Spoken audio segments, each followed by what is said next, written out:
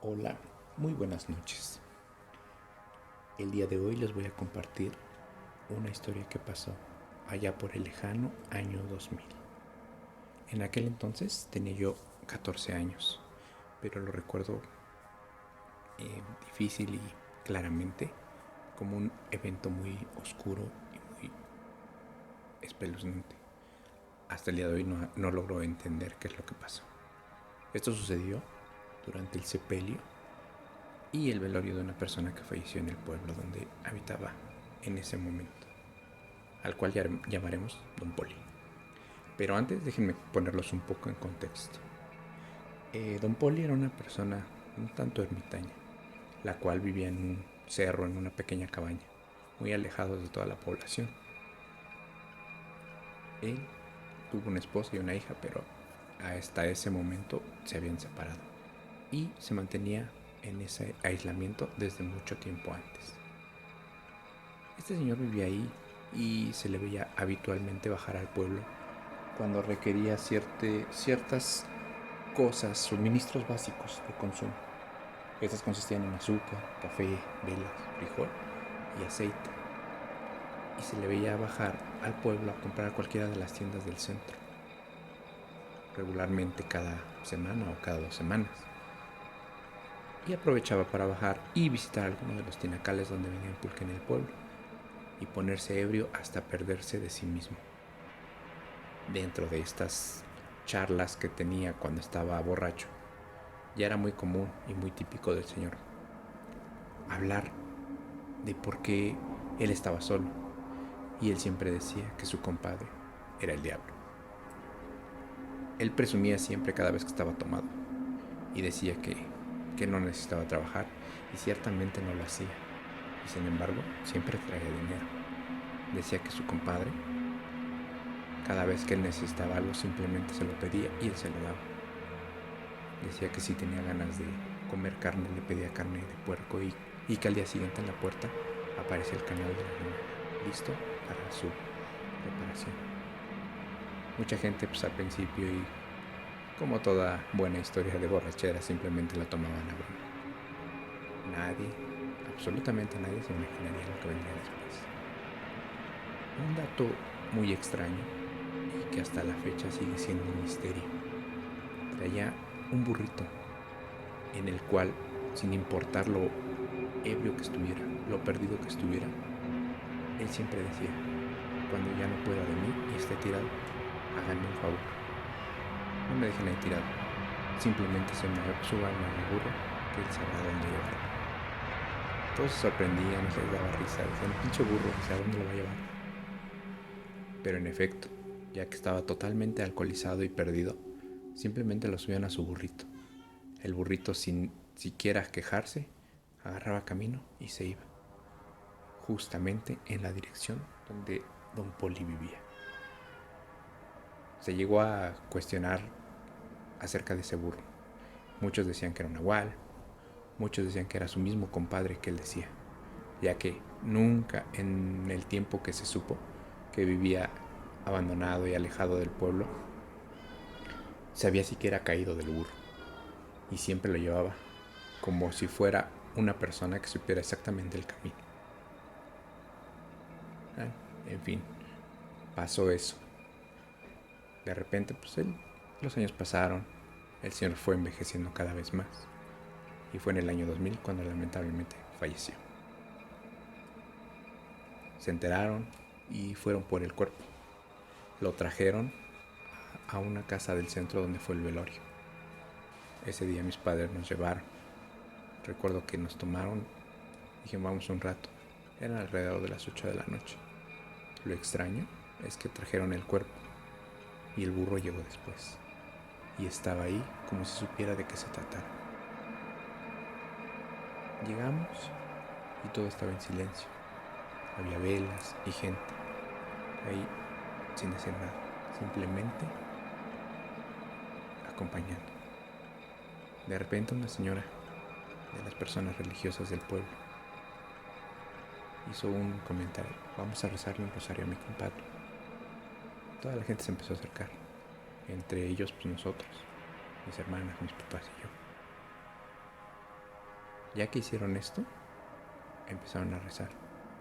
Pero justamente cuando empezaron a hacer el rezo, una extraña sensación de frío, sombras y unos lamentos empezaron a escuchar. A la oscuridad se alcanzaban a ver sombras, como quejándose. En ese momento, la persona que estaba rezando cayó desmayada. Todos nos quedaron callados y una persona por ahí adentro gritó: no recen, ya no recen más, por favor. Todos nos callamos y el sonido, los quejidos y las sombras nuevamente se alejaron. En ese momento mucha gente supo que las historias que Don Poli contaba cuando estaba ebrio parecía que eran ciertas. No pasaron más de 5 minutos de que acabamos de llegar cuando mis padres simplemente se disculparon y dijeron: vámonos, si mejor mañana nos acompañamos al velorio, al sepelio, perdón. Y así lo hicimos. Nos regresamos sin decir una sola palabra. A mis hermanas y a mí nos mandaron adelante y mis papás se quedaron platicando atrás. Sin embargo, venían platicando acerca del tema de lo que había acabado de ocurrir unos momentos antes. En fin, llegamos a casa y no pasó más. Al día siguiente había una misa de cuerpo presente, la cual era a las 11 de la mañana, en el poblado, en el centro del poblado. Llegamos un poco antes, ya que el cuerpo lo tienen fuera, hacen una bendición antes de meter el cuerpo.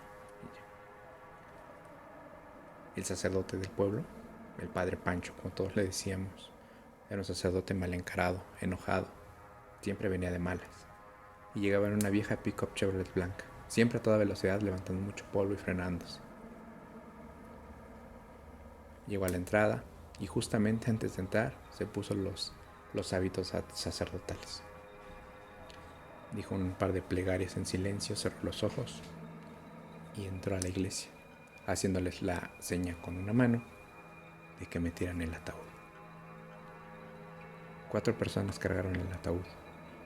Lo recuerdo claramente. Lo levantaron y empezaron a entrar a la iglesia.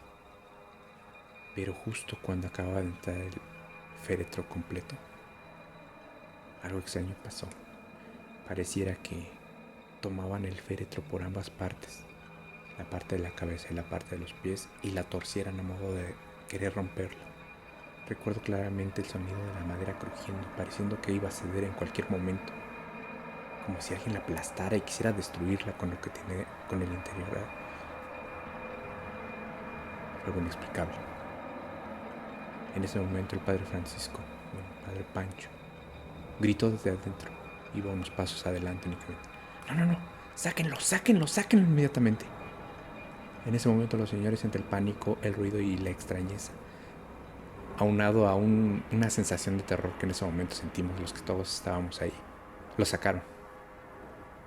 Lo colocaron en la base una base metálica que ocupan para los velorios, y lo volvieron a colocar ahí.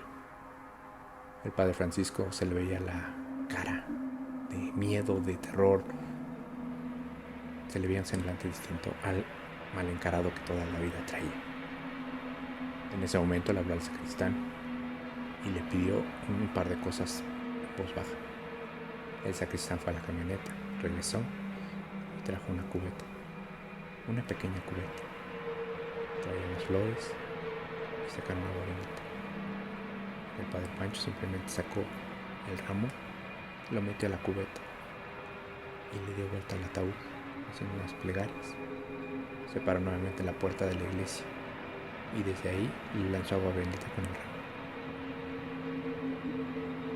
Y simplemente dijo: hijo, que Dios te bendiga, pero no puedo hacer nada más por ti. Y en ese momento les dijo a las personas: llévense, este no es hijo de Dios. Lo llevaron al panteón, lo llevaron cargando, porque es una tradición en los pueblos.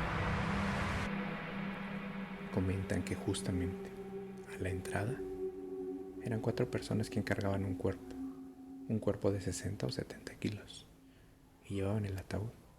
Sin embargo, al entrar al panteón, 6 personas no eran suficientes.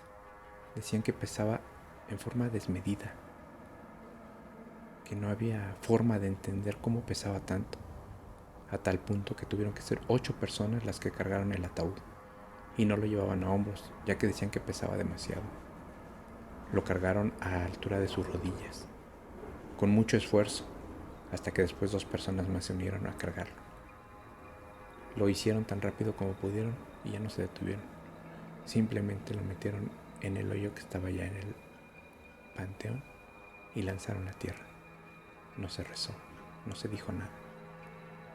Simplemente se cubrió, pusieron unas flores y la gente en silencio se fue. Todos, excepto su burro, el cual llegó por la parte trasera del panteón y estaba escondido entre los matorrales. Mucha gente hablaba de eso, que qué hacía ahí.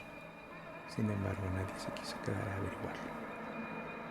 Y entonces nos dimos cuenta que en realidad Don Paul sí tenía su compadre, el diablo.